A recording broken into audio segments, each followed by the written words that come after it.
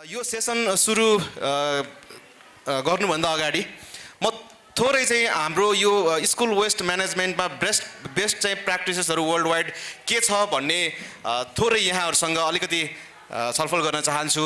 हामीले अघि यहाँ धेरै भाइ बहिनीहरूको एकदमै राम्रो प्रस्तुतिहरू हेऱ्यौँ, हाम्रो स्टल्समा चाहिँ एकदमै राम्रो डिस्प्लेहरू पनि हामीले हेऱ्यौँ।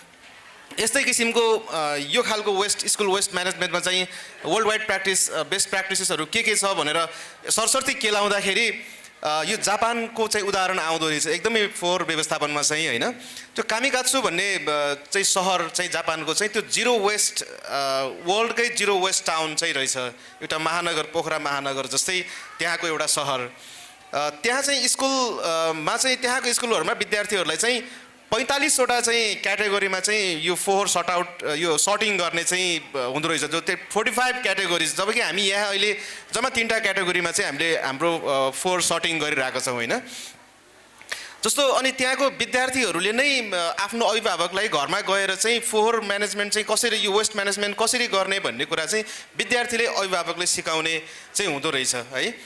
अनि यसले चाहिँ 80% चाहिँ तपाईँको रिसाइक्लिङ रेट चाहिँ त्यहाँको कामिकात्सु सिटीको चाहिँ 80% चाहिँ रिसाइक्लिङ रेट पनि रहेछ। अर्को चाहिँ हामी नजिकै हाम्रो बङ्गलादेशलाई हेर्न सक्छौँ। त्यहाँ चाहिँ कस्तो रहेछ भने अर्ग्यानिक वेस्टलाई चाहिँ कलेक्सन गरेर स्कुलमै चाहिँ कम्पोस्टिङ गर्ने र त्यो कम्पोस्टिङ गरेको मललाई चाहिँ विद्यार्थीहरूले बिक्री गर्ने होइन। हाम्रोमा चाहिँ जस्तो विद्यालयमा अहिले पनि पढ्दै कमाउँदै भन्ने खालको एउटा कार्यक्रम लागू भइरहेछ, तर त्यो चाहिँ अलि बढी कृषि उत्पादनतिर चाहिँ जोडिएको छ। म योसँगै जोडिएर अहिले प्रश्नहरू पनि गर्ने नै छु। यसले पनि के गरे रहेछ भने स्कुल वेस्ट चाहिँ 70% चाहिँ रिड्युस गरे रहेछ कि, यही बङ्गलादेशकै एउटा उदाहरण चाहिँ त्यहाँको विद्यालयहरूमा। अनि इन्डोनेसियामा पनि एउटा चाहिँ कस्तो खालको क्याम्पेन चलिरहेको रहेछ विद्यालयमा भन्दाखेरि वेस्ट फ्री लन्च क्याम्पेन होइन। हाम्रो विद्यार्थीहरूले ल्याउने खाजाले पनि फोहोर चाहिँ उत्पादन गरिरहेको हुन्छ। त्यहाँ चाहिँ विद्यार्थीको खाजामै वेस्ट फ्री, त्यो खाजा नै त्यो वेस्टलेस हुने किसिमको त्यो क्याम्पेन चाहिँ इन्डोनेसियामा पनि चलिरहेको रहेछ। अब हाम्रो नेपालमै हेर्दाखेरि हाम्रोमा चाहिँ अलिकति बढी जनचेतनामूलक कार्यक्रमहरू चाहिँ भएको देखिन्छ, तर प्र्याक्टिकल्ली चाहिँ धेरै वेस्ट म्यानेजमेन्टमा चाहिँ काम कम भएको देखिन्छ। अब अहिले जुन यो आरयु स्कुल क्लबहरू छ, यी क्लबहरू भएको स्कुलले धेरै राम्रा कामहरू अहिले गरेको छ। तर मेरो चाहिँ सरलाई सुरुमा नै प्रश्न चाहिँ अब हेम सरलाई नै सोधिन्छ होइन। अब हाम्रा यस्ता खालका कार्यक्रमहरू चाहिँ सरकारले आफ्नो बलबुतामा चाहिँ किन ल्याउन सक्दैन? हामी किन चाहिँ दाताकै भरहरू परिरहेछौँ र चाहिँ हाम्रो यो जनचेतनामूलक कार्यक्रमभन्दा बाहिर होइन त्यो खालको प्र्याक्टिसेसमा चाहिँ अलिकति प्र्याक्टिकल प्र्याक्टिसेसमा इनिसिएसनमा चाहिँ किन जान सकिरहेको छैन? यहाँले के भन्नुहुन्छ? धन्यवाद दिपक सर। अब फोहोर व्यवस्थापन कति पेचिलो हुन्छ भन्ने कुरालाई चाहिँ जब मान्छेले र संस्थागत रूपमा चाहिँ भोगिँदैन नि त्यतिखेर चेत खुल्दो रहेछ भन्ने मेरो पहिलो बुझाइ छ। किनभने हामी एक महिना 1.5 महिना हाम्रो यो प्रोग्राम अन्तर्गत चाहिँ धेरै कामहरू चाहिँ त भइराखेका छन् होइन। कोहीका प्रोजेक्ट अन्तर्गत चाहिँ कामहरू अगाडि बढिराखे, तर यसको प्रभाव के हो भन्ने कुरा चाहिँ जब मान्छेलाई पीडा हुन्छ त्यस पछाडि मात्रै जानकारी हुँदो रहेछ भन्ने अनुभूति भएको छ यो 1 महिनाको बिचमा। तर हामीले त्योभन्दा अगाडि पनि चेतनामूलक कार्यक्रम त अब पहिलो पूर्वाधारै हो होइन। अब यो कुरालाई त अलि नकार्न मिल्दैन नै।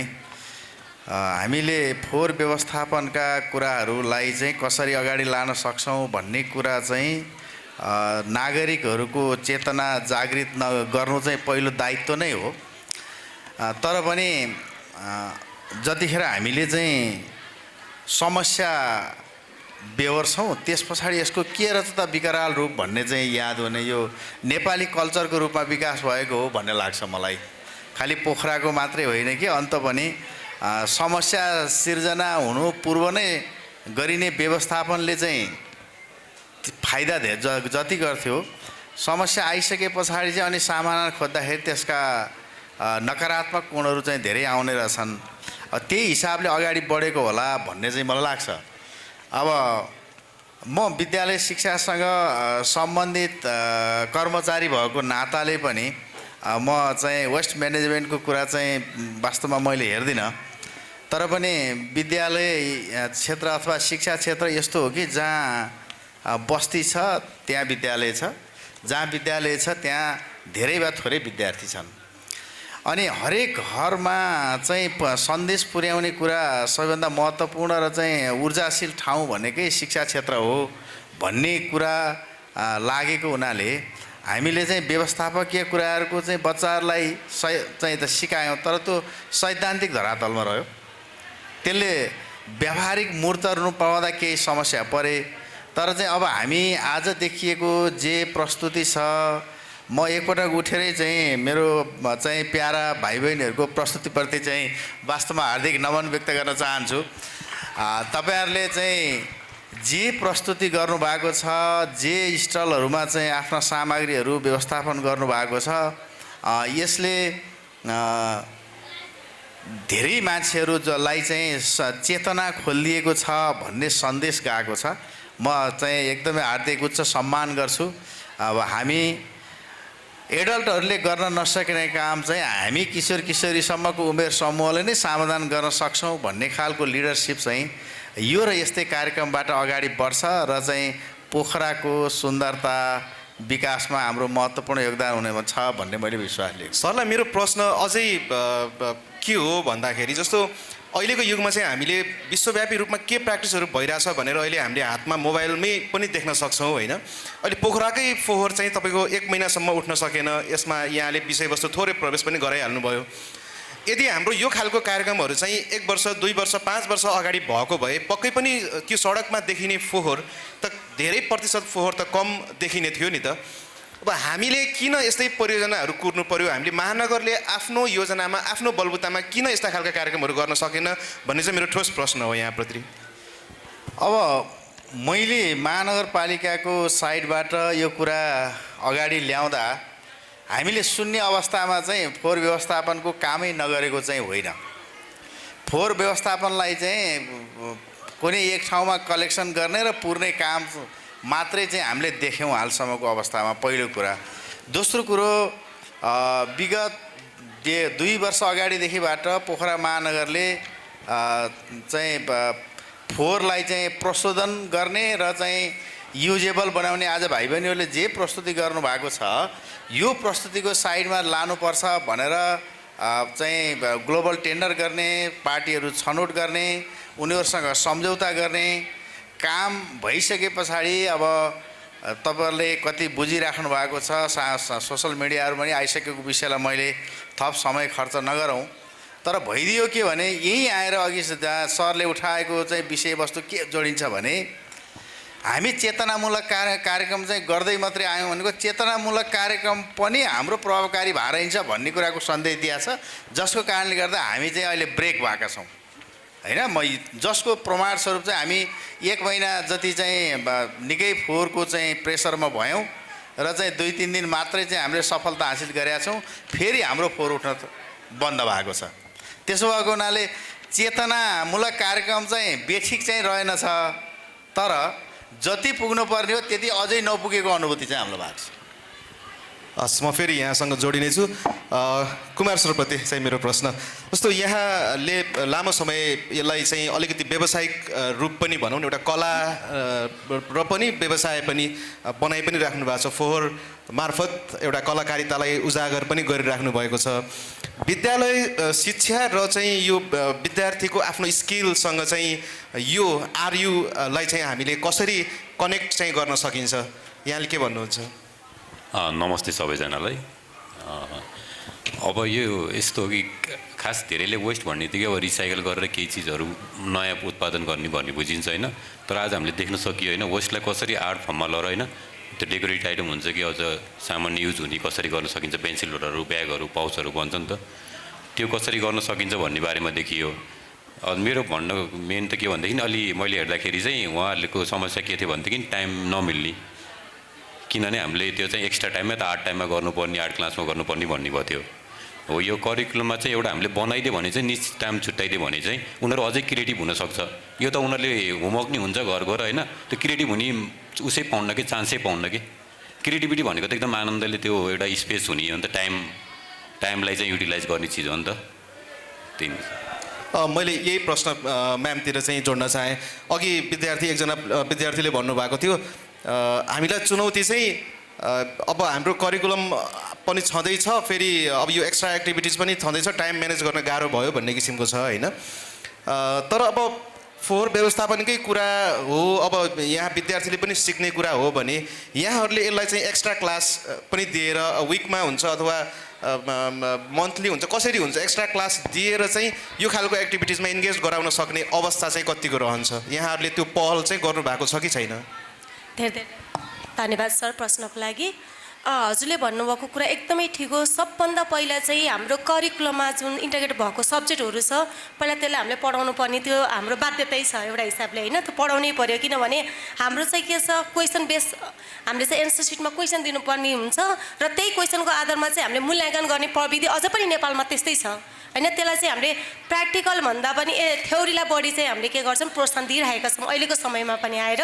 जब हामीले त्यो कुरालाई चाहिँ प्र्याक्टिकली नलेजमा हामीले लान सक्यौँ भने जस्तै यो फोहोर व्यवस्थापन पनि हेर्नु अहिले चाहिँ कति कुरा चाहिँ इन्भाइरोमेन्टमा चाहिँ ग्लोबल वार्मिङहरू, क्लाइमेट चेन्जहरू जस्ता समस्याहरू एकदमै हाम्रो नेपाल मात्रै होइन कि यो चाहिँ ग्लोबल वार्मिङ चाहिँ के हो भन्दा हाम्रो चाहिँ ग्लोबल्ली आएको इस्यु हो होइन। त्यो कुरालाई चाहिँ हामीले म्यानेज गर्नको लागि यदि हामीले करिकुलमलाई हाम्रो सरले भन्नुभयो करिकुलमै राखेर ल्याउन सक्यो भने सबभन्दा ठुलो चाहिँ सुमधुर चाहिँ त्यो हुन्छ सर। किनभने करिकुलममा त्यही अनुसार हामीले पढाएर त्यही अनुसारको हामीले प्र्याक्टिकल बेस्ड नलेजमा पढाउनु भन्दा नि बढी त्यसलाई चाहिँ प्र्याक्टिकलमा बच्चाहरूलाई उभ्याएर जस्तै अहिले आर्युको बच्चाहरूले कति राम्रो कुरा यहाँ गर्नुभयो स्टेजमा आएर, त्यो सबै सिकाएको चाहिँ प्र्याक्टिकल नलेजले। उहाँले चाहिँ प्र्याक्टिकल थ्रुले जानुभयो नि त, त्यसरी गर्न सक्यो भने एकदमै राम्रो हुन्छ। त्यो पछि नै हजुरले भने जस्तै एक्स्ट्रा क्लास दिँदाखेरि बच्चालाई राम्रो चाहिँ हुन्छ, तर उनीहरूलाई चाहिँ टाइम म्यानेजमेन्ट गर्न धेरै गाह्रो हुन्छ जस्तो लाग्छ मलाई चाहिँ। त्यो टाइम मिलाउन सक्यो भने त राम्रै हुन्छ सर। हजुर, प्र्याक्टिकलको कुरा गर्दाखेरि चाहिँ अहिले जस्तो आर्यु क्लब यहाँको स्कुलमा पनि विद्यालयमा पनि आर्यु क्लब रहेको छ। यहाँहरूले चाहिँ फोहोर व्यवस्थापन, यो फोहोर विद्यालयको फोहोर कहाँ जान्छ, यसको व्यवस्थापन कसरी हुन्छ, अथवा महानगरले कसरी यसको व्यवस्थापन गर्छ, अथवा अरू विभिन्न सङ्घ संस्थाहरूले रिसाइक्लिङका कामहरू कसरी गर्छन् भनेर अवलोकन भ्रमणमा लाने, त्यहाँबाट चाहिँ उनीहरूको सिकाइ चाहिँ अभिवृद्धि गर्ने काम चाहिँ यहाँहरूले कतिको गर्नुभएको छ? एकदम गरेछौँ सर। हामीले टाइम मिलाएर चाहिँ जस्तो अवलोकन अहिले जुन आएको छ यो डोकोको छ प्रोग्रामहरू होइन, अनि त्यो बहिनीहरूको नि रहेछ यहाँ चाहिँ हामीले चाहिँ श्रीरामचोक अमरसिंह यो बस पाक्नेरी रहेछ त्यहाँनिर नि रहेर होइन त्यो देखाउने काम चाहिँ गरेछौँ। बच्चाहरूले चाहिँ पढेर भन्दा नि देखेर आफै इन्भल्भ गरेर चाहिँ छिटो सिक्ने भएको कारणले गर्दा हामीले लगिरहेको छ त्यसमा। जस्तो पाठ्यक्रमको कुरा आयो, अब म हेम सरलाई गर्ने प्रश्न मेरो के रहन्छ भने जस्तो विभिन्न मुलुकमा चाहिँ फोहोर व्यवस्थापनलाई, यो रिसाइक्लिङ अपसाइक्लिङलाई चाहिँ पाठ्यक्रमकै अङ्ग चाहिँ बनाएर विद्यालयमै पढाइने, अलिकति डिटेलमै पढाइने चाहिँ गरेको छ। हाम्रो नेपालमा भने यो जस्तो हेल्थ एन्ड फिजिकल लगायत साइन्समा केही चाहिँ फोहोर गर्नु हुँदैन है, अथवा फोहोर भयो भने यस्तो किसिमको रोगहरू फैलिन सक्छ है भन्ने किसिमका कुराहरू मात्र एकदम सर्फेसली मात्रै आएको देखिन्छ कि।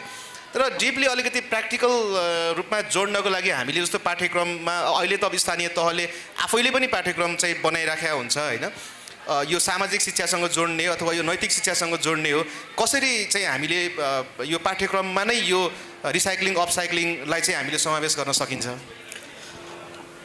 अब विद्यालयको औपचारिक शिक्षामै यसलाई चाहिँ कसरी समावेश गरिन्छ भन्ने मैले बुझेँ सरको जिज्ञासाका लागि। हाम्रो इच्छा शक्ति हुँदा करिकुलम, अघि म्याडमले भन्नुभयो करिकुलम लोडेड छ त छ नै होइन, बच्चालाई चाहिँ हामीले देख्दा विद्यार्थीहरूलाई चाहिँ अलि धेरै लोड नै भएको छ, चाहिँ विषयवस्तुहरू धेरै छन् भनेर त भनिएको छ। तर त्यहीँभित्र भएको विषयवस्तुहरूका लागि पनि हामीले विषयवस्तु राख्नुभन्दा पनि विषयवस्तु जेनेरेट गर्न सक्ने अवसरहरू चाहिँ छन्। हामीले म्याथमेटिक्स बाहेक चाहिँ माध्यमिक तहका सबै विषयहरूमा 25 मार्कको चाहिँ प्र्याक्टिकल हुन्छ एउटा। त्यो भनेको परियोजना म्याथमेटिक्समा नि हुन्छ, अहिले हो म्याथमेटिक्समा नि हुन्छ। अब परियोजना कार्य भनिसके पछाडि हामी त्यो परियोजना कार्यलाई के गर्यौँ भने GPA 4 सँग तुलना गरौँ। हाम्रो सबैभन्दा ठुलो समस्या भनेको यो कुन बच्चाले GPA 4 प्राप्त गर्ने अथवा उच्च अङ्क प्राप्त गर्नका निम्ति त्यही करिकुलममा भएका विषयहरूलाई चाहिँ परियोजना कार्य पनि बनायौँ। त्यसले के दिएन भने सोसल स्टडीको कुराहरू, विज्ञान प्रविधिका स्वास्थ्यका कुराहरू लगायत नैतिक शिक्षाका कुराहरू चाहिँ धेरै विषयहरूमा हामीले हाम्रो 4 व्यवस्थापनका प्रोजेक्ट यो वर्कहरूलाई गर्न सक्छौँ, परियोजना कार्यहरू बच्चाहरूलाई दिन सक्छौँ। दिन सक्दा एकदमै बृहत्तर चाहिँ राष्ट्रका लागि सन्देशमूलक विषयहरू बच्चाले दिन सक्छन् भन्ने कुरा त आजको कार्यक्रम र प्रस्तुतिले चाहिँ देखाइराखेका छ। हामी यही कुरामा ग्याप भएका छौँ एउटा। दोस्रो कुरो, कक्षा 8 सम्मको हेर्नुभयो भने 50 मार्क्स चाहिँ हामीले विद्यालयको ठाउँबाटै दिन्छौँ, आन्तरिक मूल्याङ्कनको आधारमा दिन्छौँ। बाह्य मूल्याङ्कन चाहिँ 50 मार्क्सको मात्रै हुन्छ हैन। त्यो मध्येमा 16 नम्बर चाहिँ बच्चाको परियोजना कार्यका लागि मात्रै छुट्याएको हुन्छ, यदि म गलत छैन भने हैन। त्यो अङ्क यो परियोजना कार्यमा चाहिँ यो रिसाइक्लिङ अपसाइक्लिङ प्रडक्टहरू हैन, यो खालको चाहिँ हुने किसिमको वातावरण छ कि छैन अहिले चाहिँ? अहिले मूल्याङ्कन गर्ने आधार चाहिँ मूल्याङ्कन गर्ने आधारहरू विषयवस्तु तयार गरिसके पछाडि यसको मूल्याङ्कन गर्ने आधार तयार हुने हो सर हैन। जुन विषयवस्तुहरू चाहिँ हाम्रो क्लास टिचरले चाहिँ तयार गर्नुहुन्छ त्यहाँ मूल्याङ्कनका विधि मात्रै चाहिँ नम्बरिङ गरेको हो। फलानै गर भनेर टपिक्स निर्धारण गरेको होइन कि परियोजना कार्य गर भनेर 16 अङ्क दियो भने कुन कुन परियोजना गर्ने र त्यो परियोजनाको शीर्षक लिइरहँदाखेरि चाहिँ रिसाइक्लिङ अपसाइक्लिङका विषयवस्तुहरूलाई चाहिँ कसरी इन्क्लुड गर्न सकिन्छ भन्ने कुरा स्वयं विषयगत शिक्षकको चाहिँ प्रभावकारितामा भर पर्ने विषय एउटा। दोस्रो कुरा, अघि स्थानीय तहको पाठ्यक्रम निर्माणको कुरा पनि उठ्यो। हामीले कक्षा 1 देखि कक्षा 8 सम्मका 100 पूर्णाङ्कको चाहिँ स्थानीय पाठ्यक्रम निर्माण गर्ने र त्यसलाई चाहिँ लागू गर्ने अधिकार चाहिँ पाठ्यक्रम विकास केन्द्रले स्थानीय तहलाई दिएको छ। हामीले पनि पाठ्यक्रम निर्माण गरेका छौँ र अहिले मैले यहाँ चाहिँ धेरै शिक्षक साथीहरू पनि हुनुहुन्छ। चाहिँ के अनुरोध गर्न चाहन्छु भने हामीले लोकल करिकुलमलाई विद्यालयको लोकल मोडालिटीमा मात्रै चाहिँ पढाउनुपर्छ भनेर चाहिँ हामीले चाहिँ 9 प्रकारका चाहिँ विषय क्षेत्रहरू चाहिँ छुट्याएका छौँ र त्यसलाई चाहिँ पाठ्यक्रम बनायौँ। शिक्षा महाशाखाको सबैभन्दा कमजोरीकोमा साथीहरूले के गरिदिनु भएको छ भने पाठ्य पुस्तक बनाइदिएन, त्यसो भएर यो विषय काम छैन भन्नुभएको छ क्या। हामी त्यो लेभलबाट माथि उठ्न नसक्नु चाहिँ हाम्रो कमजोरी हो। किनभने परीक्षा दिने बेलामा चाहिँ पाठ्य पुस्तकको आधारमा पढाउनुहुन्छ कि पाठ्यक्रमको आधारमा भन्यो भने त्यो साथीले पाठ्यक्रमबाट पढाउँछु, पाठ्य पुस्तकको चाहिँ एउटा सन्दर्भ सामग्री हो मेरो लागि भन्छ। तर पढाउन कक्षा कोठामा जाँदाखेरि चाहिँ सरकारले पाठ्य पुस्तक दिएको छैन, अब पाठ्यक्रम दिएर के गरी पढाउने? हामी यहाँ फँसेका छौँ हैन। र 9वटा विषय क्षेत्रमध्ये स्थानीय पर्यावरण चाहिँ संरक्षण र सम्वर्धन भन्ने मलाई लाग्छ 6 कक्षादेखि माथि चाहिँ हाम्रो युनिट छ हैन। त्यो युनिटभित्र हामीले यी विषयवस्तुहरूलाई चाहिँ बिग्रने कुराहरू के हुन्, कसरी राख्न सकिन्छ, वातावरणलाई कसरी शुद्धता राख्न सकिन्छ भन्ने कुराहरू चाहिँ करिकुलमले एड्रेस गरेका छ। तर बच्चामा चाहिँ आज भएको कार्यक्रमको जस्तो गरी चाहिँ एड्रेस गर्नुपर्ने आवश्यकता छ।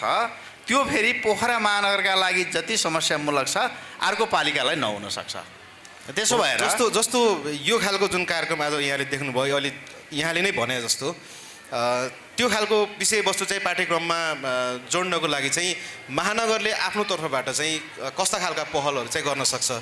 अब धन्यवाद सर, म त्यही विषय क्षेत्रमा आउँदै थिएँ। जहिले पनि सिकाइ पूर्ण हुँदैन हैन।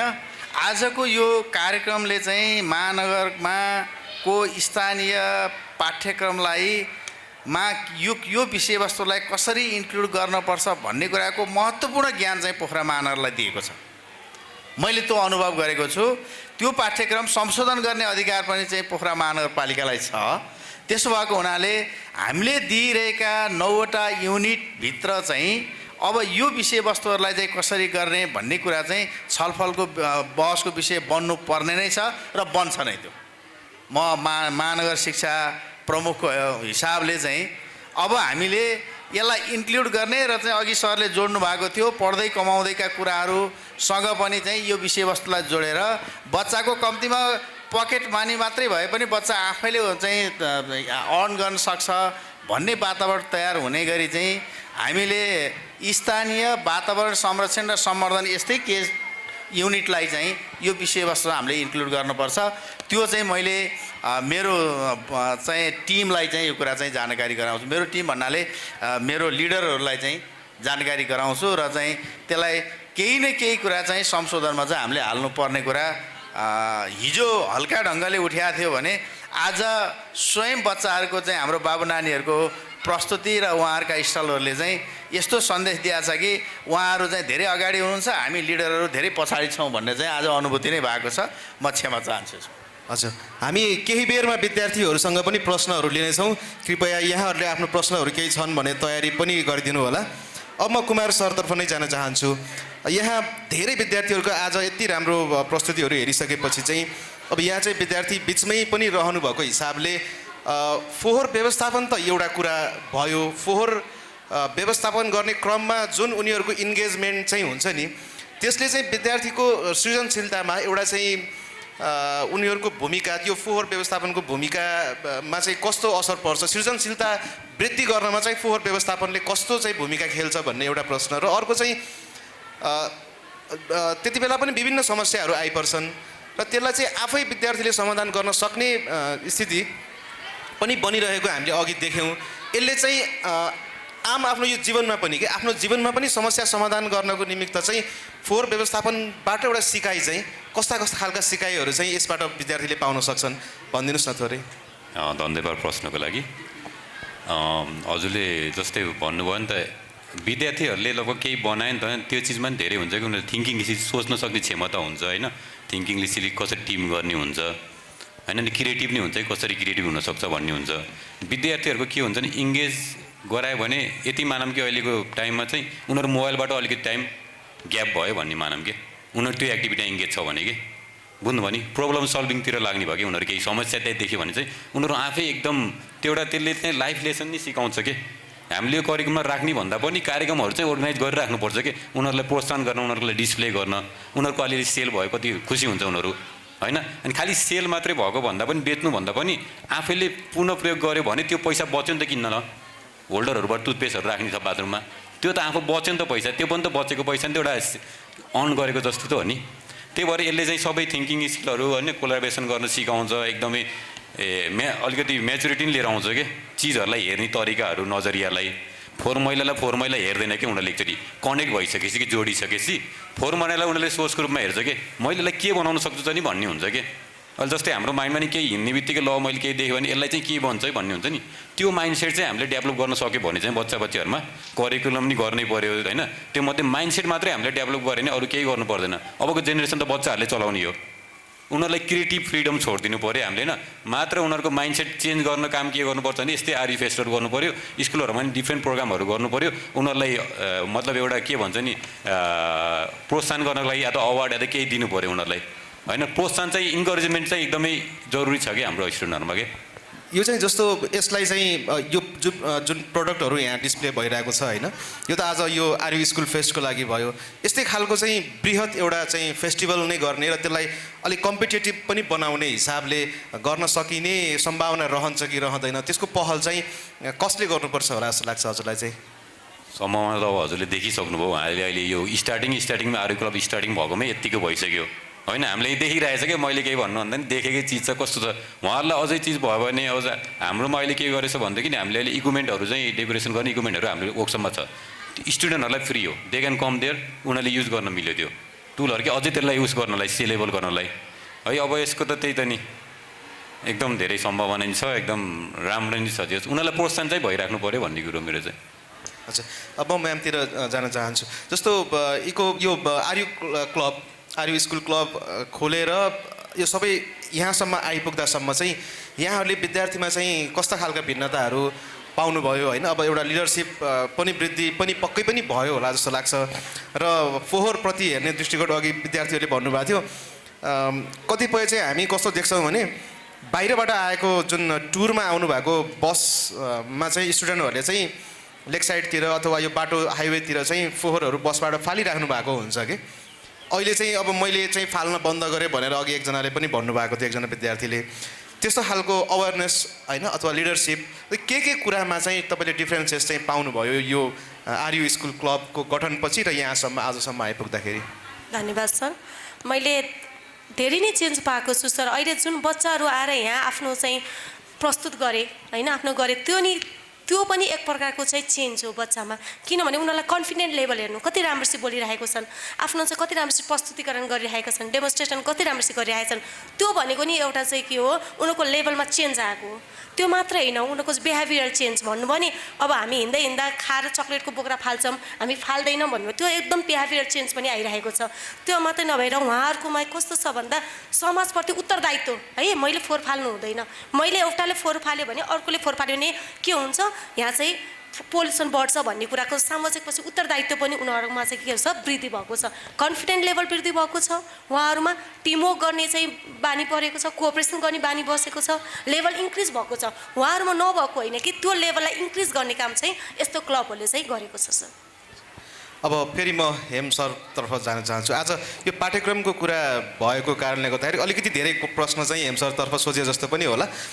कस्तो भने जापानमै पनि कस्तो रहेछ भने यो डेली चाहिँ प्र्याक्टिकल हुने यो आरयुसँगै सम्बन्धित र त्यहाँ चाहिँ 3R प्रिन्सिपल चाहिँ रिड्युस, रियुज र रिसाइकल यसलाई एकदमै चाहिँ बलियोसँग चाहिँ कार्यान्वयन चाहिँ भइरहेको अवस्था रहेछ। उनीहरूले प्राइमरी लेभलदेखि नै यो वेस्ट म्यानेजमेन्टको चाहिँ पढाइकै रूपमा, कोर्सकै रूपमा प्राइमरी लेभलबाटै उनीहरूले राखेका छन् होइन। जस्तै स्विडेनले पनि त्यसरी नै इन्भाइरोमेन्टल एजुकेसन भनेर एउटा विषय नै राखेर पढाइरहेको छ। त्यो सस्टेनेबल कन्जम्सन कसरी गर्ने, वेस्ट टु इनर्जी कसरी बनाउने भन्ने लगायतका कुराहरू चाहिँ कोर्समा आइरहेको छ। जर्मनीले चाहिँ सिभिक एजुकेसन, नागरिक शिक्षा जुन हामी भन्छौँ त्यसमा गरिरहेको छ भने कोरियाले चाहिँ तपाईँको यो कोरियाले पनि त्यही खालको किसिमको पाठ्यक्रम चाहिँ बनाएर चाहिँ पढाइरहेको अवस्था छ। अब अघि फेरि अलि मैले थोरै जोड्न चाहेँ, हामीले चाहिँ थोरै सामाजिकमा थोरै यो स्वास्थ्य, जनसङ्ख्या तथा वातावरण भन्नेमा चाहिँ अलिअलि विषयवस्तु चाहिँ छोएको, तर चाहिँ विस्तृतमा चाहिँ त्यो पाठ्यक्रममा चाहिँ समावेश नभएको कुरालाई अब अलिकति देशैभरि पोखरा महानगरले गर्ने कुरा त एउटा रह्यो, तर देशभरि एउटा विज्ञ समूह बनाएर अबको पाठ्यक्रममा यो खालका परिवर्तनहरू गर्न सकिन्छ भन्ने हिसाबले पोखरा महानगरले त्यसलाई लिड गर्ने अथवा यहाँबाट त्यसको सुरुवात हुन सक्ने सम्भावना चाहिँ कति रहन्छ? धन्यवाद सर। अब केन्द्रीय पाठ्यक्रममा परिवर्तन गर्ने कुराको हामीले स्टार्टिङ गर्न सक्छौँ र हामीले यो सुझाव चाहिँ प्रस्तुत गर्न सक्छौँ। पाठ्यक्रम विकास केन्द्र नै हो चाहिँ हाम्रो देशको चाहिँ पाठ्यक्रम निर्माण गर्ने। अरू मैले अघि नै भनिसकेँ, स्थानीय पाठ्यक्रम बाहेक अरू सबै पाठ्यक्रमहरूको चाहिँ निर्माण गर्ने, परिमार्जन गर्ने सबै कामहरू पाठ्यक्रम विकास केन्द्रलाई नै छ। तर अहिले दुई थरी कुरा हुन्छ भन्ने अहिले पनि मलाई चाहिँ प्रश्नवाचक चिन्ह म भित्र किन खडा भएको छ भने हामीले चाहिँ फोहोर व्यवस्थापन सम्बन्धी यो जुन कार्यक्रम गरेर हामीले नलेज डेभलप गरेका छौँ, यो नलेज डेभलप गरेर विद्यार्थीहरूको पाठ्यक्रममा चाहिँ सबै प्रकारको भूगोलमा चाहिँ यो आवश्यक हो कि होइन भन्ने प्रश्न चाहिँ नेपालको लागि हुन्छ भन्ने लाग्छ मलाई। हामी अहिले एउटा चाहिँ महत्त्वपूर्ण ठुलो सहरमा छौँ, यो हाम्रो लागि विकराल समस्या हो भन्ने कुरा पनि अनुभव गरेका छौँ, गरिसक्यौँ हामीले होइन। प्रयास गर्दै हामीले चाहिँ त्यो जुन फोहोर व्यवस्थापनको चाहिँ दीर्घकालीन समाधानका निम्ति चाहिँ जुन स्टेपमा अगाडि बढेका थियौँ, हामीलाई ठेस नलागेको भए फोहोरका कारणले कति विकराल समस्या भोग्नुपर्ने रहेछ भन्ने कुरो न हिजो हाम्रो बाबुनानीले भोगेका थिए न हाम्रो पुर्खाले भोगेका थियो कि सर, होइन, अझै पनि भोग्ने रहेनछ। एउटा महत्त्वपूर्ण र ठुलो सिकाइ भएको छ। तर यो सिकाइ सँगसँगै के भएको छ भने यो कमाउने आधार पनि हो भन्ने कुरा चाहिँ हाम्रो बच्चाले सिकाइराखेको छ अहिले। त्यसो भएको हुनाले चाहिँ स्थानीय पाठ्यक्रमको विषय एउटा हामीले चाहिँ जुन कुरा हाम्रो बसमा छ यो कुरामा चाहिँ हामीले चेन्ज ल्याउन सक्छौँ। केन्द्रीय पाठ्यक्रमहरूमा चाहिँ विषयवस्तुका हिसाबले चाहिँ यो विषयलाई चाहिँ इन्क्लुड गर्नुपर्छ भन्ने कुरा चाहिँ हामी सुझावकर्ताको रूपमा मात्रै रहन सक्छौँ। मैले अघि एकपटक छुट्याएँ, स्थानीय पाठ्यक्रम मात्रै होइन, हामीले वार्षिक क्यालेन्डर चाहिँ महानगरपालिकाले शिक्षाको आफ्नो क्यालेन्डर बनाउँछ। त्यो क्यालेन्डरलाई फलो गरेर मात्रै विद्यालयले आफ्नो क्यालेन्डर बनाउँछ। विगत 3-4 वर्षदेखिबाट चाहिँ हामीले यसमा छौँ। अब विद्यालयको अतिरिक्त क्रियाकलापलाई चाहिँ हाम्रो क्यालेन्डरमै लेख्ने गरी फलानु काम नै भनेर कुन महिनाको कुन हप्ताको चाहिँ महिनामा चाहिँ कुन क्रियाकलापहरूलाई महत्त्व दिएर गर्नै पर्छ र त्यसको रिपोर्टिङ गर्नुपर्छ भन्ने हिसाबले चाहिँ अहिलेको अब 2083 शैक्षिक सत्र 83 को क्यालेन्डर बनाउँदाखेरि चाहिँ हामी विद्यालयले गर्ने अतिरिक्त क्रियाकलापका चाहिँ शीर्षकहरूमा पनि यो विषयलाई इन्क्लुड गर्ने र त्यसलाई मोनिटरिङ गर्ने काम चाहिँ गर्नुपर्छ भन्ने कुरा म त्यहाँ बस्दै सोचिराखेको थिएँ। किनभने हामी ठ्याक्कै त्यही समयमा आएका छौँ। म यो सम्बन्ध अहिले महानगरपालिकामा जो साथीहरूले काम गरिराख्नु भएको छ चाहिँ हाम्रो यमुनाजी लगायतको टिमले, त्यो टिमसँग चाहिँ मैले विशेष शीर्षकहरू प्रतिस्पर्धाका अतिरिक्त क्रियाकलापका विशेष शीर्षकहरू उहाँसँग नै माग्ने गरी चाहिँ म माइन्ड सेट गरेर बसिसकेका थिएँ। हस्, धन्यवाद। हजुर, कुमार सरलाई मेरो अर्को प्रश्न, जस्तो रिसाइक्लिङ अपसाइक्लिङ जुन खालको यो अवधारणा चाहिँ छ, यसलाई पाठ्यक्रममै समावेश गर्दाखेरि चाहिँ त्यसले विद्यालयलाई पुग्ने फाइदा, विद्यार्थीमा पुग्ने फाइदा र समाजमा पुर्याउने फाइदा चाहिँ के हुन सक्छन्? यहाँले के देख्नु भएको छ एज एन आर्टिस्ट? अब फाइदा त पुऱ्याउँछ अभियसली होइन। अनि करिकुलममा भन्दा पनि अहिले भएको करिकुलममा नै हामीले कसरी त्यसलाई इन्क्लुड गर्न नि मिल्छ कि केही चिजहरू पढ्दैछ भने साइन्सको नि केही गर्दैछ नि त, त्यसमा इन्क्लुड गरिदिनु मिल्यो। सोसलको केही हुन्छ, कथाहरूको हुन्छ, त्यस्तै स्टोरी बुकहरू बनाऊ या त क्यारेक्टरहरू बनाऊ तिमीहरूले प्रसबाट एउटा पपेट सो जस्तो गर। अहिले भएकोमा नि त्यसलाई इन्टिग्रेट गर्न मिल्छ। कसरी गर्ने भन्ने कुरा चाहिँ विद्यार्थीहरूमा मतलब विद्यालयमा डिपेन्ड गर्छ कि भएकैमा पनि त्यसलाई यसरी देखाउनु त तिमीहरूले रिसाइकल गरेर ड्रामा दे हेर्नु भने हजुरले त्यसरी नि त एउटा कुनै वस्तु चिजलाई लिएर गर्न मिल्छ नि त। अब यसको सम्भावना त एकदम राम्रो छ होइन। बच्चाहरू नि एकदम खालि किताब भन्दा पनि अलिकति त्यो चिजबिजहरूसँग खेल्न थालेपछि चाहिँ माया नै बढ्छ अनि अलिकति क्रिएटिभ नै हुन चाल्छ कि।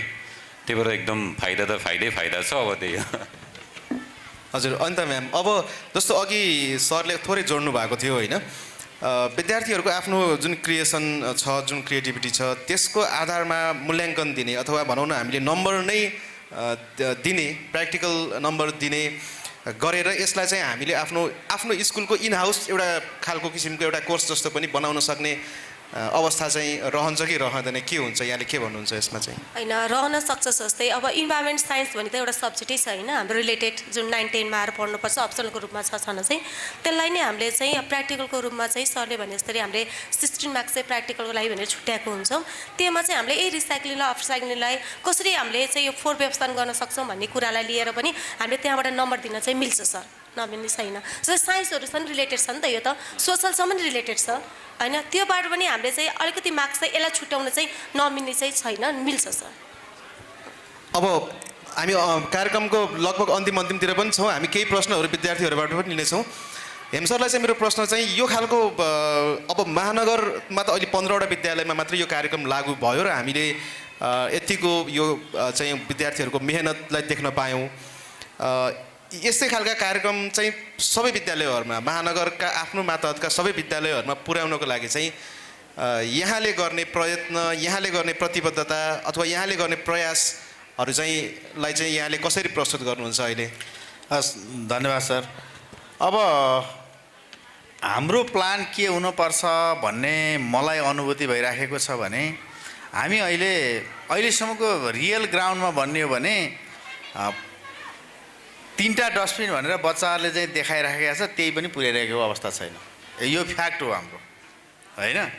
पहिलो काम भनेको हामीले 3 वर्ष अगाडि चाहिँ हामीलाई 1300 जति चाहिँ डस्टबिनहरू चाहिने भयो, केही स्कुलहरूले आफै किन्ने भए भनिरहँदा हामी असफल भएको थियौँ। त्यति मात्रै पुर्याउन पाएको भए पनि यो काम त हामीले हिजो गरेका थियौँ नि भन्न पाइने रहेछ, आज ठेस लागेको छ। कहिलेकाहीँ आफैले उठाएका विषयवस्तुहरू चाहिँ पुरा नहुँदा आफैलाई ठेस लाग्दो रहेछ, अर्कालाई लाग्दो रहन्छ भन्ने पनि लागेको छ है। अब हामी त्यो काम चाहिँ पहिला गर्छौँ एउटा। अर्को कुरो, आज 15वटा स्कुलको चाहिँ हाम्रो विद्यार्थी भाइ बहिनीहरूले जे खालको प्रस्तुति दिनुभएको छ, अरू विद्यालयका लागि उहाँहरू अब रिसोर्स पर्सन हुनुपर्छ भन्ने मैले सोचिराखेको छु। हाम्रो बाबु नानीहरू आफ्नो नजिकमा रहेको अरू केही विद्यालयको लागि उहाँहरूलाई रिसोर्स पर्सनको रूपमा लिएर थप कामहरू चाहिँ अगाडि बढाउँ, जुन चाहिँ एक्स्ट्रा करिकुलर एक्टिभिटिजको रूपमा चाहिँ परिभाषित होस् भन्ने हिसाबले चाहिँ अब हाम्रो प्लान वे बन्नुपर्छ भन्ने चाहिँ लागेको छ। कुमार सरलाई चाहिँ मेरो प्रश्न जस्तो यहाँले चाहिँ यस्तो ग्याप्सहरू चाहिँ अहिले सरस्वती हेर्दाखेरि चाहिँ कहाँनिर देख्नुहुन्छ होइन? जस्तो अस्तिसम्म सडकमा फोहोर थुप्रिरहेको हुन्थ्यो, अहिले पनि कहीँ कतै चाहिँ फोहोरहरू चाहिँ थुप्रेको देखिन्छ। हामीले 2 दिन 3 दिन 4 दिन गाडी नआउँदाखेरि घरमै फोहोर चाहिँ राख्न सक्ने स्थिति रहेन होइन? त्यो भनेको थोरै जनचेतनाको कमी पनि होला।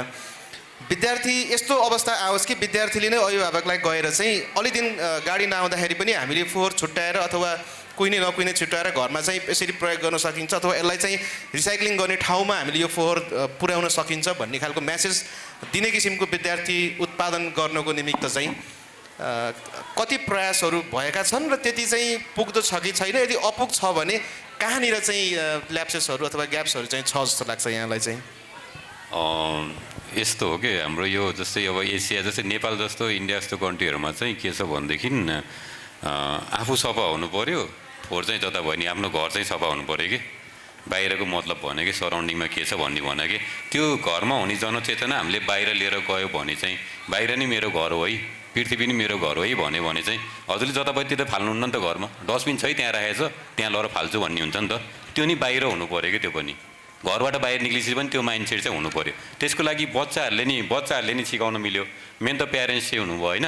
प्यारेन्ट्सहरूलाई चाहिँ बच्चाले सिकाएपछि चाहिँ दुईजना जस के एउटा जाने छैन अर्कोलाई सिकाउनु पऱ्यो त्यसरी, अनि यसरी यो गर्न मिल्छ है भनेर भन्नु पऱ्यो। त त्यसको लागि पनि त बच्चाहरूलाई नि अलिकति इन्फर्मेटिभ कार्यक्रमहरू हुनु पऱ्यो नि त, वर्कसपहरू कार्यक्रमहरू हुनु पऱ्यो।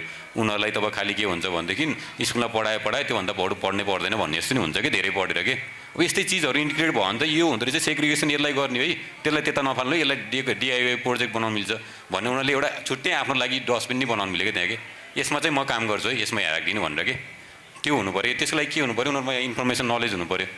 जस्तै यो प्रोग्रामहरूमा आउनुपर्छ उहाँले केही न केही त लिएर जानुभयो, उहाँले पनि कति धेरै बनाउनु भएको छ। अनि यसमा के छ भनेदेखि मैले जान्दिनँ है भन्ने हुन्न कि दे क्यान ट्राई के। साइन्स प्रोजेक्ट भएको है धेरै पार्टिसिपेट मतलब हुनुहुन्थेन होला कि, मतलब त्यो गर्न रुचाउने तर आफूले त्यो गर्न नसक्ने। आर्टहरू भन्ने बित्तिकै वेस्टमा भन्ने बित्तिकै लेट मी ट्राई, म नि ट्राई गर्छु नि त एउटा केही बनाउँछु भन्ने हुन्छ कि सानो किरिङ भयो नि, यसले चाहिँ सबैलाई ओ गर्छ कि। त्यही भएर त्यो अब परिवार दुइटै सबै सँगै जानुपर्छ हामी। अच्छा धन्यवाद यहाँलाई। बरु म्यामलाई चाहिँ अब प्रश्न लगभग अन्तिमतिर पनि छौँ हामी होइन? जस्तो भोलि त यो जिसिआरयु परियोजना रहला नरहला होइन?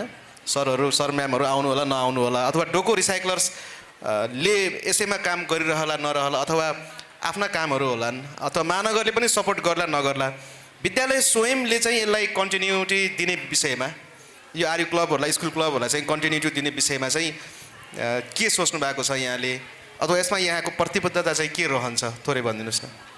हजुर, यो चाहिँ के बच्चाहरूले चाहिँ अब मान्छेलाई सरले भनिसक्नु भएको छ बच्चाहरूको क्रिएटिभिटी डेभलप गर्ने पनि कुरा हो यो होइन? यो फोहोर व्यवस्थापनको साथसाथै बच्चाहरूले आफ्नो क्रिएटिभिटी देखाउने कुरा पनि हो, कतिले कस्तो कुरा बनाउन सकिन्छ भन्ने कुरा। अर्को कुरा चाहिँ फोहोरलाई र म्याटेरियल्सको रूपमा बच्चाले हेर्न सिकिसकेपछि चाहिँ बच्चाहरू आफैमा चाहिँ त्यो चेतना चाहिँ विकास भइरहेको हुन्छ जस्तो लाग्छ। किनभने उनीहरू त काँचो आलो माटो हो, उनीहरूलाई सुरुबाट हामीले चाहिँ जुन अहिले चेतना भइरहेको छ, जुन क्लबले चाहिँ उनीहरूलाई गरेको छ, त्यसलाई चाहिँ अब उनीहरूले चाहिँ आफूले लिइसकेका छन् कि यो गर्नु हुँदैन यो गर्नुहुन्छ भन्ने कुरा उनीहरूलाई थाहा भइसकेको छ। त्यसलाई चाहिँ अब हामीले चाहिँ पुसअप गर्ने मात्रै हो अलिकति, त्यो चाहिँ हाम्रो स्कुलहरूबाट चाहिँ हुन्छ। जस्तो प्याप्सन एन्ड प्याप्सन होइन, हिसान लगायत विभिन्न सङ्घ संस्थाहरू छन्, संस्थागत रूपमै यसलाई चाहिँ अगाडि बढाउनको लागि होइन, आफ्ना विद्यालयहरूमा चाहिँ यो खालका गतिविधिलाई अगाडि बढाउनको लागि यहाँहरूको तर्फबाट पहल प्रयत्न चाहिँ के हुन सक्छन्? हजुरले भन्नुभयो कि अब के हुन्छ भन्दा हामीले यस्तै अहिले प्रोग्राम अर्गनाइज भने आर्यु क्लबले जुन गर्यो यो फेस्ट भनेर, त्यस्तै चाहिँ हामीले पनि हाम्रो संस्थागत विद्यालयहरू अब मिलेर चाहिँ यस्तो प्रोग्रामहरू राख्न सक्छौँ जसले गर्दा बच्चाहरूले चाहिँ यो यसरी स्टल राखेर आफ्नो क्रिएटिभिटी देखाउन सकुन्। त्यसको साथसाथै हामीले चाहिँ अब जुन स्कुलमा चाहिँ भएको छैन, जुन स्कुलमा चाहिँ सुरुवात भएको छैन, त्यो स्कुलमा गएर पनि टिचरहरू अब जुन विद्यार्थीहरू जुन हामीले जानेको विद्यार्थीहरूलाई लगेर त्यहाँ गएर पनि उनीहरूलाई चाहिँ अवेरनेस होइन यसरी गर्न सकिन्छ है भन्ने कुरा चाहिँ मेसेज दिन चाहिँ हामीले सक्षम छ त्यसरी गर्न सक्छौँ। हस् यार, तिनैजनालाई धन्यवाद। अब हामी फ्लोरतर्फ जान चाहन्छौँ। कृपया कसैसँग प्रश्न छ भने उठेर आफ्नो छोटो परिचयसहित प्रश्न कसलाई हो राखिदिनु होला कृपया। अगाडि सेतो सर्ट लगाउने भाइलाई अगाडि नै सेतो सर्ट लगाउने भाइ हजुर भाइलाई भाइको परिचय दिनु होला कृपया आफ्नो नाम र विद्यालय हेलो नमस्कार मेरो नाम चाहिँ पुजन चेपाङ म चाहिँ यही राष्ट्रिय माध्यमिक विद्यालय कक्षा 11 मा अध्ययनरत छात्र अब म तपाईँलाई एउटा प्रश्न गर्न चाहन्छु जस्तो तपाईँ शैक्षिक भ्रमणमा कतै जानु भएको छ हजुर जाँदाखेरि बसबाट चाहिँ तपाईँले अथवा तपाईँको साथीले बाहिर फोहोर फालेको त्यस्तो किसिमको चाहिँ अनुभव तपाईँले गर्नुभएको छ कि छैन हजुर गर्नुभएको गर्नुभएको छ हजुर अब अहिले चाहिँ तपाईँकोमा आर्यु स्कुल क्लब गठन भइसकेपछि चाहिँ फोहोर त्योभन्दा अगाडिको र अहिलेमा चाहिँ तपाईँको चेतनामा चाहिँ भनौँ न कतिको परिवर्तन आयो अथवा के परिवर्तन आयो जस्तो लाग्छ तपाईँलाई चाहिँ हजुर त्यो चाहिँ पहिलेको समय चाहिँ अब पहिले भन्दा नि योभन्दा अब अलिक केही समय पहिला जस्तै अब उदाहरणको लागि अब मेरै घरमै भनौँ होइन रुममा पनि अब जस्तै कुहिने फोहोर र नकुहिने फोहोर एकै ठाउँमा हुन्थ्यो होइन त्यसले गर्दा दुर्गन्ध फैलिने त्यस्तो हुन्थ्यो र अहिलेको समय चाहिँ मेरो विद्यालयको यो प्राङ्गण वरिपरि पनि धेरै कुहिने फोहोर छुट्टै र नकुहिने फोहोरहरू छुट्टै डस्टबिनहरूको व्यवस्था रहेको छ जस्तै मेरो घरका सम्पूर्ण सदस्यहरूले लगायत जस्तै मेरो वृद्ध हजुरआमा हजुरबाहरूमा पनि हाम्रै माध्यमबाट नै यो चेतना चाहिँ जागृत भएको छ त्यस कारणले गर्दा चाहिँ उदाहरणको लागि मेरै घरमा पनि अहिले चाहिँ जस्तै वृद्ध हजुरबा हजुरआमाहरूले पनि कुहिने फोहोर छुट्टै र नकुहिने फोहोर छुट्टै राखेको पनि मैले देखेको छु र अब कयौँ सवारी साधनबाट जस्तै अब बसहरूमा चाहिँ मैले देखेर एकचोटि घर चाहिँ गोर्खा एकचोटि घर जाँदाखेरि मैले गाडीको कन्ट्र्याक्टरलाई पनि कुरा गरेको थिएँ जस्तै अब त्यत्रो गाडीको सवारी साधनमा हिँड्ने त्यत्रो यात्रीहरूले चाहिँ सबै फोहोरहरू त्यही गाडीमै सिट मुनि फाल्ने होइन त्यस्तै झ्यालबाट फाल्ने तल सडकको वरिपरि कुहिने फोहोर पनि त्यही फालेको छ नकुहिने फोहोर पनि त्यही फालेको छ गाडीमा चाहिँ एउटा डस्टबिनको पनि व्यवस्था पनि छैन त्यो बारेमा पनि कुरा गरेको थिएँ अब उहाँले चाहिँ एन्सर दिनुभयो होइन राख्दा राखेको हुन्छ तर अलि दिनपछि कोही बिग्रिन्छ अब होइन सबैले कोहीले कता फाल्छ कोहीले कता फाल्छ यस्तै हो भन्ने जस्तो कुरा होइन त्यो बेला मैले पनि उहाँलाई पनि हल्का भनेको थिएँ यसको बारेमा आर्युको बारेमा होइन त्यसले गर्दा अब हामी वातावरणको साथसाथै हाम्रो स्वास्थ्यमा पनि नकारात्मक असरहरू अब सवारी साधनमा यात्रा गर्दाखेरि होइन त्यस्तो फोहोरले गर्दाखेरि हामीलाई पनि धेरै नकारात्मक असरहरू पर्छ त्यस्तो कुराहरू पनि मैले त्यहाँका मसँगै सवार यात्रुहरूलाई पनि भने यो चाहिँ रियालिटी नै वास्तवमै भनेको मैले होइन म चाहिँ यो पहिले बिदाको बेला घर जाँदाको कुरा हो हजुर हस् धन्यवाद उहाँको लागि कृपया एकचोटि ताली बजाइदिनु सबैजनाले धन्यवाद नाम चाहिँ अर्पणा पौडेल म चाहिँ मदरल्यान्ड सेकेन्ड्री स्कुलबाट आर्यु क्लब मदरल्यान्डको कोअर्डिनेटर अनि मलाई चाहिँ एउटा क्वेसन छ के भन्छ अरे अब हाम्रो यसरी यो प्रोग्रामहरू भइरहेको छ वेस्टहरू रिलेटेड अनि वेस्टहरू मात्र नभएर हाम्रो स्कुलमा अरूहरू पनि एक्स्ट्रा प्रोग्रामहरू हुन्छ जसको लागि हामीलाई सेपरेट डे चाहिन्छ होइन अब त्यसको लागि अब एटलिस्ट होइन अब विकको फ्राइडे हुन्छ नि फ्राइडे सेकेन्ड हाफ पछि यस्तो एक्स्ट्रा करिकुलर प्रोग्राम राख्नको लागि हामीले टाइम म्यानेज गर्नु मिल्छ मलाई त्यस हुनु थियो 83को शैक्षिक क्यालेन्डर बनाउने टाइममा छौँ होइन अब चैतको सेकेन्ड विकसम्ममा हामीले चाहिँ महाशाखाको क्यालेन्डर बनाएर भ्याउँछौँ त्यो अनुसार स्कुलले क्यालेन्डर बनाउँछ र त्यही बेला हामीले चाहिँ तपाईँले उठाएका विषयहरूलाई अतिरिक्त क्रियाकलापको माध्यमबाट गर्नुपर्ने गरी चाहिँ हामी कार्यक्रम नै राखेर चाहिँ त्यो पठाउँछौँ त्यस पछाडि त्यो क्यालेन्डर तपाईँको स्कुलमा झुन्डिरहँदा यो कार्यक्रम किन भएन भनेर चाहिँ प्रश्न गर्ने अधिकार चाहिँ तपाईँहरूलाई हुन्छ अनि तिमी धेरै नबोला भन्नुभयो भने म नम्बर दिन्छु मलाई फोन गर्नु होला हामी उहाँसँग कुरा गर्छौँ है हस् म्यामको यसप्रति उहाँको प्रश्नप्रति यहाँको भनाइ चाहिँ के छ नानुले भनेको प्रश्न एकदमै जायज छ, त्यो भएकै कुरा हो होइन। त्यसैको लागि चाहिँ अहिले प्रायः जस्तो स्कुलमा चाहिँ बुक फ्री फ्राइडे भनेर राखेको छ सर, जहाँ चाहिँ बच्चाहरूले चाहिँ इनोभेसनहरू गर्न सकोस् होइन, आफ्नो क्रिएटिभिटी देखाउन सकोस्। अब रिलेटेड अब यस्तै फोहोर व्यवस्थापन सम्बन्धीको प्रोग्राम हुन्छ कि साइन्ससँग रिलेटेड हुन्छ कि आफ्नो प्रतिभाहरू देखाउने हुन्छ कि डान्सहरू सिङ्गिङहरू, त्यसको लागि भनेर एउटा बुक फ्री फ्राइडे भनेर प्रायः जस्तो स्कुलमा चाहिँ पोखरा पनि सुरु भइसकेको छ बुक फ्री फ्राइडे। त्यसमा पनि बच्चाहरूले चाहिँ त्यो समयलाई चाहिँ युटिलाइज गरेर यस्तो कार्यक्रमहरू चाहिँ गर्न सक्छ सर। हस्, धन्यवाद। बाँकी केही प्रश्नहरू छन्? हजुर। नमस्ते, मेरो नाम चाहिँ आर ओली, श्री अमर सिंह माविबाट। मेरो एउटा दुईवटा प्रश्न छ महानगरपालिकाको शिक्षा शाखालाई। हामी नेपाली भन्दा नि हामी हिन्दू तथा सम्पूर्ण यो साउथ एसियामा चाहिँ इन्डो युरोपियन ल्याङ्ग्वेजको बेस ल्याङ्ग्वेजलाई चाहिँ संस्कृत मानिन्छ, तर महानगरपालिकाले कक्षा 8सम्म पनि संस्कृत ल्याङ्ग्वेजलाई किन प्रमोट गर्न सकेको छैन? संस्कृत ल्याङ्ग्वेज भनेको देवो भाषा पनि हो र अहिलेसम्म मानिएको अहिलेसम्म भेटिएको भाषामध्ये 100% सही र नियम भएको भाषा संस्कृत हो, त्यसलाई पढाउन किन सकिएन? अनि अर्को प्रश्न, इनोभेसन मात्र भनिन्छ, तर इनोभेसन गर्नलाई बेस कहाँ छ त नि?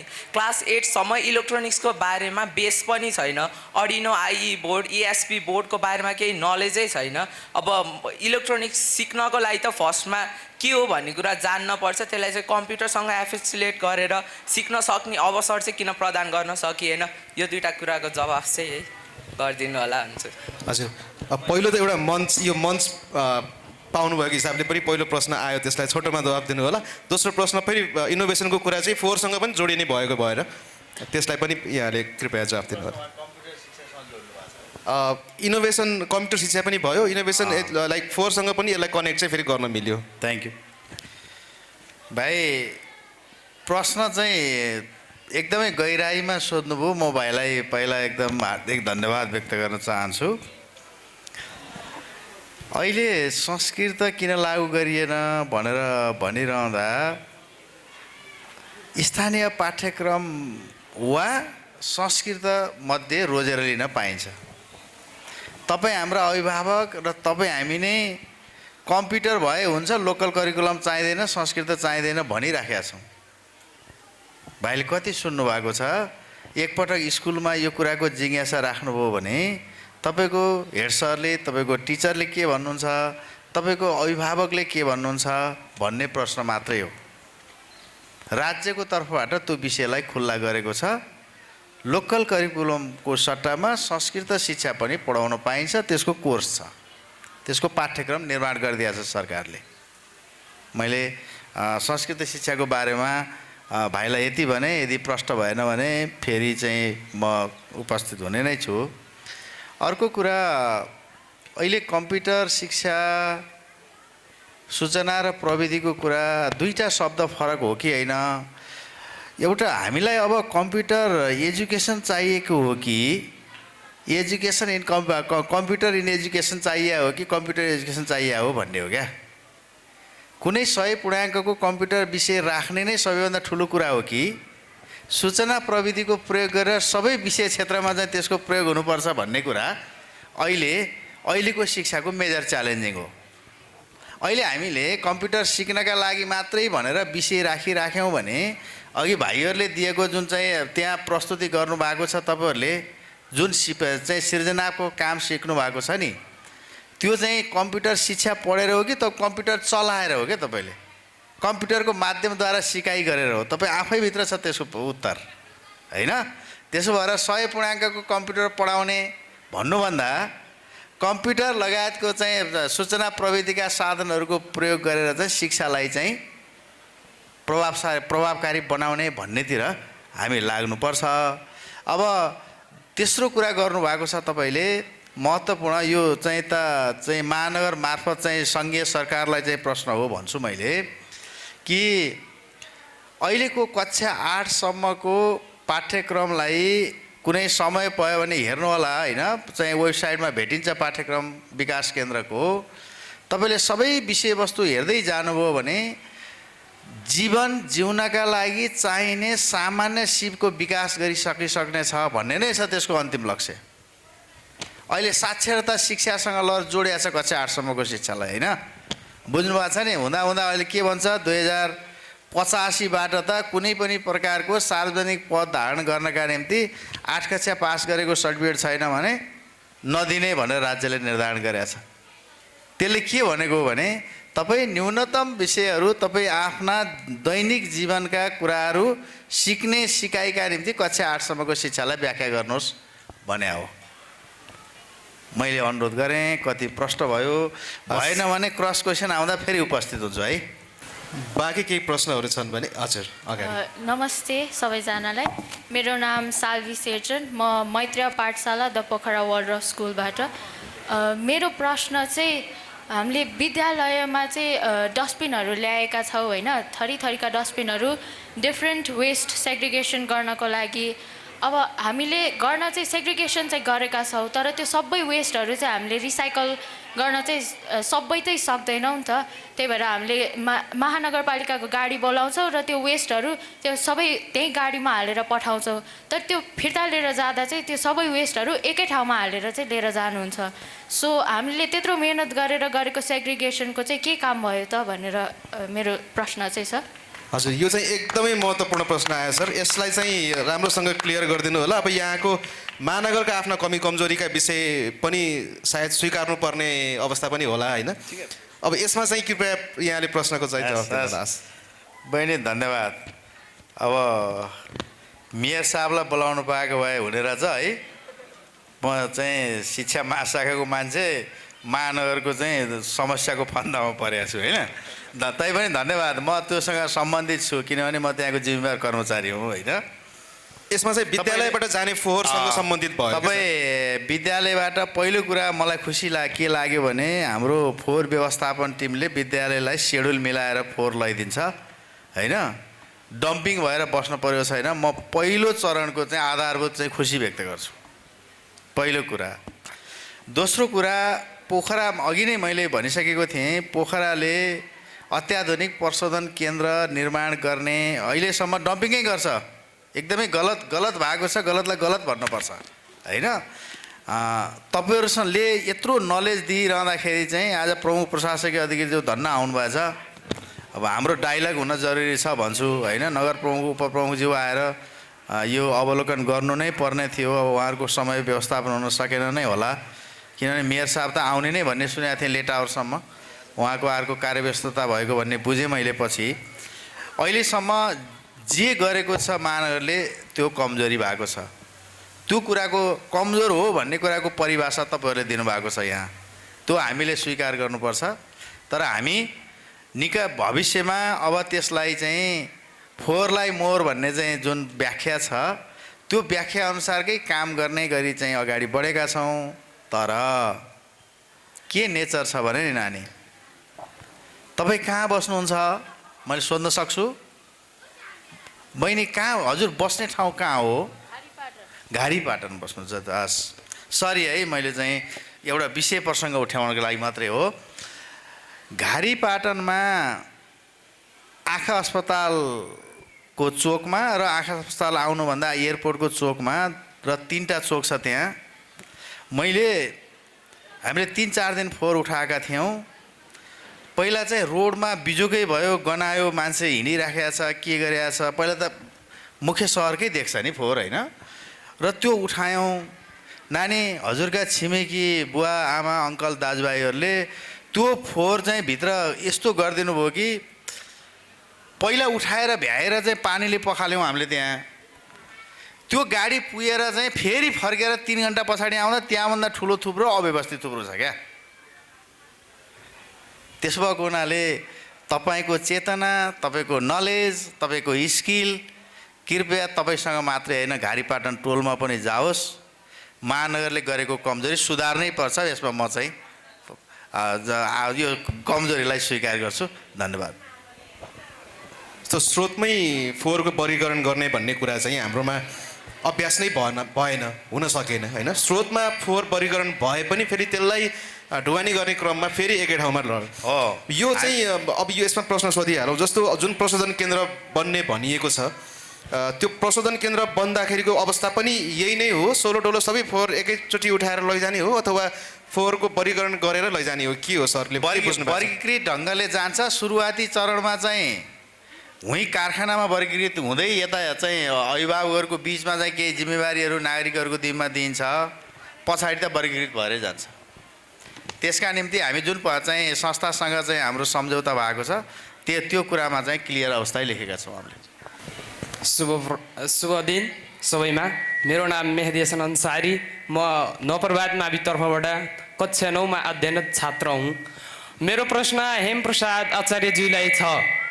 हामीले जुन क्लासिफिकेसन गर्दैनौँ, जसले क्लासिफिकेसन फोहोरले गर्दैन त्यसको फोहोरै नलिउँ र त्यसले फोहोर नलिकन त अझै जरिवाना पनि ठोकौँ, या हाम्रो जताततै ठिक छ हजुर भन्नुहोस्। जताततै भेहिकलहरू यो पोखरा भ्यालीमा फोहोर जसले फाल्छ त्यसमा के हामीले उहाँहरूलाई केही फाइन तिर्ने पोलिसी ल्याउन सक्छौँ? र हजुरहरूलाई मेरो प्रत्यक्ष प्रश्न छ, यसको उत्तर दिनुहोस्। हस्, धन्यवाद प्रश्नको लागि। भाइ अब साह्रै गहिराई प्रश्न आए होइन।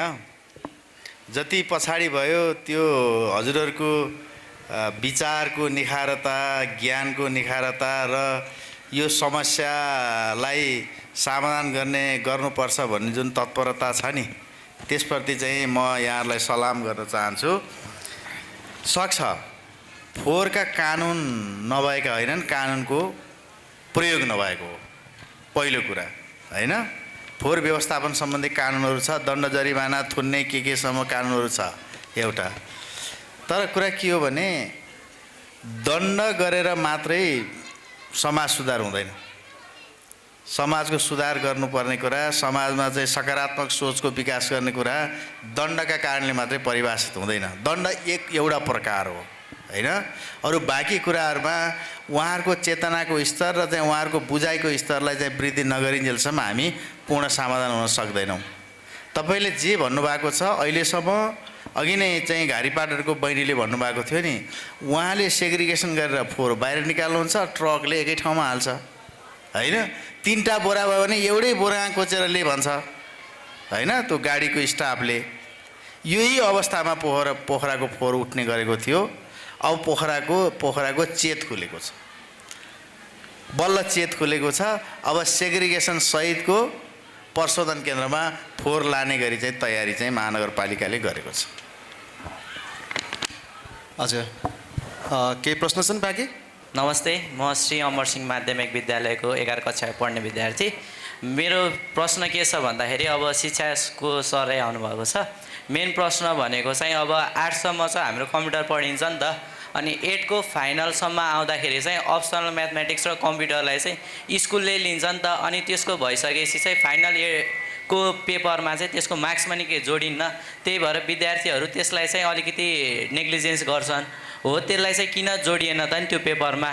अनि एकैचोटि 8 देखि 9 मा आउँदाखेरि कम्प्युटरमा चाहिँ ड्रास्टिक चेन्ज छ के भनेको 8सम्म त्यस्तो केही पनि छैन, र 9 मा चाहिँ अहिले नयाँ पाइथन इन्ट्रोड्युस भएको छ, र त्यो ल्याङ्ग्वेजमा चेन्ज आउँदाखेरि 8सम्म स्टुडेन्टको लागि चाहिँ मार्क्सै जोडिन्न भनेर टेन्सन नलिकन बस्छन् भने 9 मा चाहिँ एकैचोटि चेन्ज हुँदा विद्यार्थीलाई नै गाह्रो पर्ने हो कि किन हो? यो त्यो मेरो क्वेसन भयो।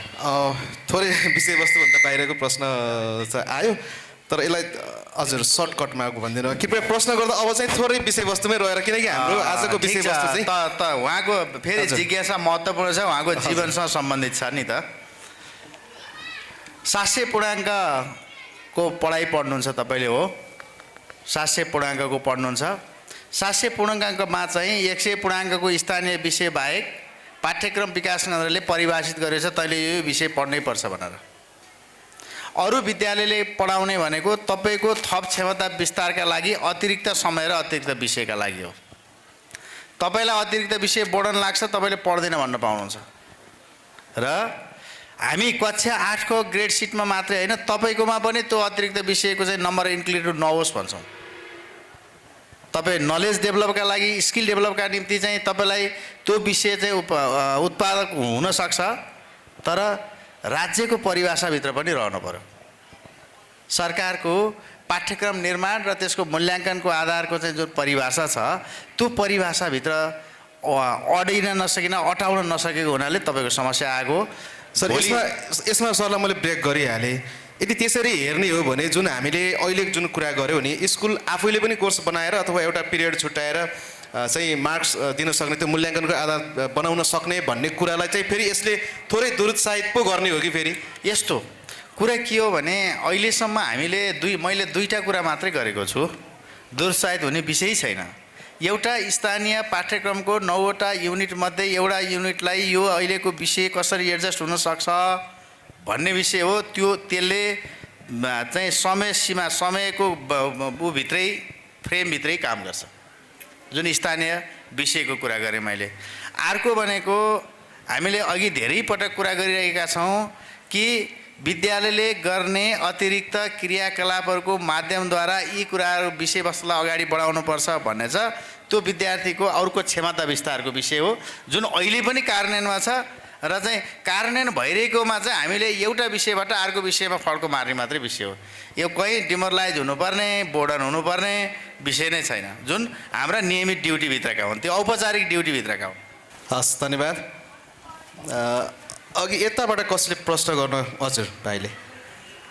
गुड मर्निङ सबैलाई। म यही विद्यालयको एउटा स्टुडेन्ट हो।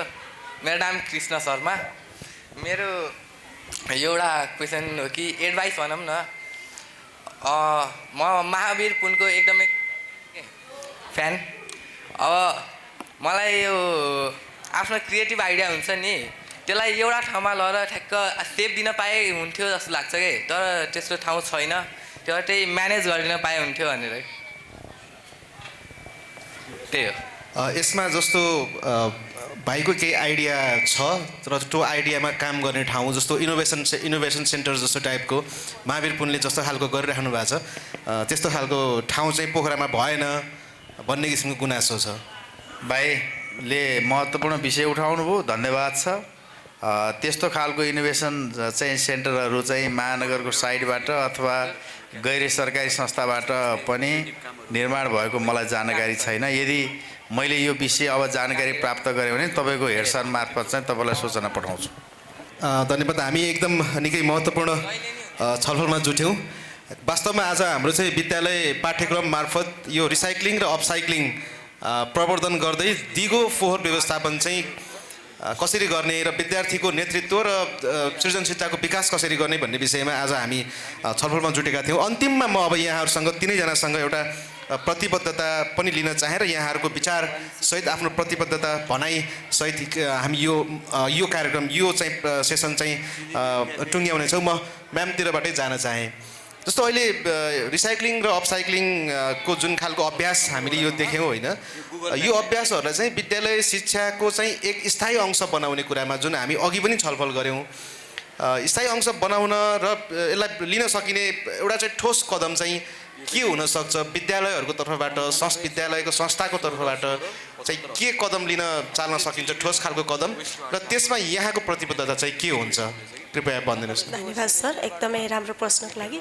सबभन्दा पहिला त मलाई जस्तो लाग्छ सरले चेतना हाम्रो अभिभावकलाई नै, जुन विद्यार्थी मार्फतको जुन अभिभावकहरू हुनुहुन्छ उहाँहरूलाई नै हामीले पहिला चाहिँ के गर्नु पऱ्यो, चेतना बनाउनु पऱ्यो। उहाँको बाबु नानीहरूले गर्न लागेको कुरा राम्रो हो है भन्ने कुरा उहाँलाई भन्नु पऱ्यो। कति के छ भन्दा अब कहिलेकाहीँ हामीले सेनिटेसन प्रोग्राम यताउता गऱ्यो भने मेरो बाबु नानीलाई स्कुल त पढाउन पठाएको नि, फोहोर सफा गर्न पठाएको होइन नि भन्ने कुरा, त्यस्तो नेगेटिभ फिलिङ थट भएको पनि कतिजना हुनुहुन्छ। उहाँलाई चाहिँ पहिला सुरु हामीले चाहिँ पोजिटिभनेस चाहिँ अवेरनेस चाहिँ क्रिएट गर्नु पऱ्यो। अब त्यो गर्नु पऱ्यो। त्यो पछि बच्चाहरूलाई चाहिँ हामीले चाहिँ के भने मोटिभेटेड गर्नु पऱ्यो। बच्चाहरूलाई सबै कुरा थाहा छ कि उनीहरूलाई यो गर्नुपर्छ भनेर प्रोत्साहन गर्नु पऱ्यो, मोटिभेट गर्नु पऱ्यो। र त्यसको साथसाथै चाहिँ हामीले बच्चाहरूको क्रिएटिभिटीलाई अब यसरी जस्तै यो चाहिँ हाम्रो चाहिँ रिसोर्सेस हो है, हाम्रो फोहोर भनेको चाहिँ के हो, रिसोर्स हो, योबाट चाहिँ हामीले आम्दानीको स्रोत बन्छ है भन्ने कुरालाई चाहिँ हामीले के गर्नु पऱ्यो, उनीहरूलाई मोटिभेटद्वारा र उसलाई फिल्ड भिजिट गरेर फिल्डमै लगेर उनीहरूलाई सिकाएर चाहिँ त्योबाट हामीले चाहिँ गर्न सकिन्छ सर, जुन चाहिँ लङ लास्टिङ होला जस्तो लाग्छ। हस्, धन्यवाद यहाँको विचारको लागि। म चाहिँ अब कुमार सरतर्फ अर्को मेरो प्रश्न, अन्तिम प्रश्न, यहाँको विचार राखिदिनु होला कृपया। जस्तो यस्ता खालका यो गतिविधिहरूलाई चाहिँ हामीले राष्ट्रिय स्तरमै विस्तार गर्न चाहिँ विद्यालयहरूले चाहिँ कस्तो खालको भनौँ न नीति निर्माणहरू के गर्नुपर्छ, कस्तो खालको योजनाहरू विद्यालयहरूले ल्याउनुपर्छ जस्तो लाग्छ यहाँलाई चाहिँ? नमस्ते। अब योजना कस्तो ल्याउनुपर्छ भने जस्तै आर्यु क्लबहरू अहिले गठन भइरहेछ नि त होइन, त्यस्तै क्लबहरू चाहिँ गठन गऱ्यो भने जस्तै के लिटरेचर बुक क्लब हुन्छ, के क्लब हुन्छ नि त, आर्यु क्लब भनेर गठन गऱ्यो भने चाहिँ केही न केही एक्टिभिटी त भइरहेको छ। अनि जस्तै लाग्छ कुनै आर्यु क्लबलाई हामीले कसरी सपोर्ट गर्न सकिन्छ भने हामीसँग जस्तै पेट्रोल बोतल हुन्छ नि, मतलब पानीको बोतल, त्यसलाई फिलामेन्ट बनाएर 3D मोडलहरू बनाउने मेसिन हामीसँग छ। आर्यु क्लब कोही इन्ट्रेस्टेड हुनुहुन्छ भने हामीको आउन नै उहाँलाई गाइड गर्न सक्छौँ। उहाँको त्यो क्रिएटिभिटीलाई चाहिँ हामीले कसरी हाम्रो टुल युज गरेर गर्न सकिन्छ त्यो चाहिँ हाम्रो तर्फबाट गरिन्छ। अनि एकदमै खुसी लागेको छ, सबैजना क्रिएटिभ नै हुनुहुन्छ।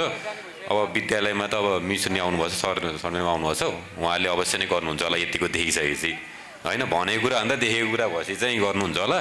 अनि कुनै पनि स्टुडेन्टलाई हजुरहरूलाई केही छ भने त्यो यही मेसिन हामीले युज गर्न पाए हुन्थ्यो भन्ने छ भने चाहिँ हाम्रो चिलिनेर वेस्ट टु आउट भन्ने मौतगढामा छ, त्यहाँ आएर हजुरले अब फ्री अफ कस्ट चाहिँ हाम्रो गाइडेन्समा चाहिँ हजुरले त्योलाई चाहिँ केही प्रोडक्टिभ बनाउन सक्नुहुन्छ।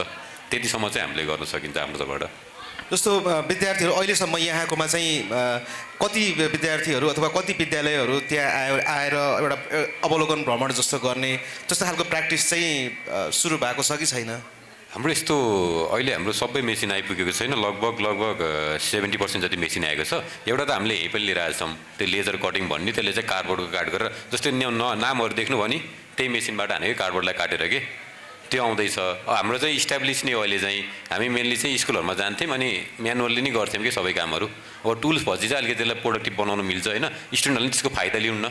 हामीले भनेको चाहिँ सबैले फाइदा लिउन् कि त्यो चिज के वा रिलेटिभ जो पनि रिलेट छ नि यो फिल्डमा, रिसाइकल गर्ने अपसाइकल गर्ने उहाँको लागि नै हो कि त्यो टुल भनेको खास कि हामी त त्यहाँ एउटा लिएर बसेको मात्रै, उहाँलाई गाइड गरिदिनलाई मात्रै कि। हाम्रो सञ्चालनमा पूर्ण रूपमा आएन, अब अर्को हप्तादेखि आउँछ नि हामी वर्कसपहरू हुन्छ, त्यो बेला चाहिँ हामीले स्कुलहरूमा चाहिँ जानकारी गराउन चाहिँ सक्छौँ। हेम सरलाई धेरै कुराहरू त आइ पनि सकेको छ। जस्तो यसलाई विद्यालयकै एउटा अंशको रूपमा स्थायी अंश बनाउन चाहिँ जस्तो नीतिगत तहबाट हुनुपर्ने निर्णयहरू के हुन् र यहाँको स्थानीय तहबाट हुनुपर्ने कुराहरू के हुन्, कस्ता खालका ठोस कदमहरू चाहिँ के चाल्दाखेरि यो रिसाइक्लिङ र अपसाइक्लिङका अभ्यासहरूले चाहिँ स्थायी रूपमै विद्यालय शिक्षामै एउटा विद्यालयको अंश नै बनाएर लैजान सक्ने अवस्था रहन्छ? यो अन्तिम प्रश्न यहाँलाई। अब दुईटा, एउटा केन्द्रीय तहबाट सङ्घीय सरकारबाट के हुन्छ होला भन्ने कुरा, त्यो भनेको पाठ्यक्रममा विषयवस्तु प्रवेश गराउने हो। हाम्रो भइरहेको पाठ्यक्रमको मुख्य गरी विज्ञान प्रविधि विषय वा चाहिँ सोसल स्टडी विषयसँग चाहिँ रिलेटेड गरेर यसलाई चाहिँ पाठ्यक्रमको अङ्ग बनाउने हो केन्द्र सरकारले गर्ने, र हाम्रो सुझाव त्यहाँ हुन्छ।